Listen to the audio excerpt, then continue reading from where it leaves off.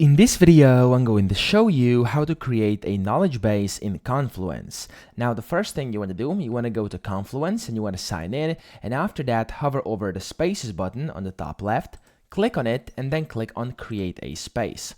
Now, over here, you first have to name this space, so I'm going to name it Knowledge. There we go.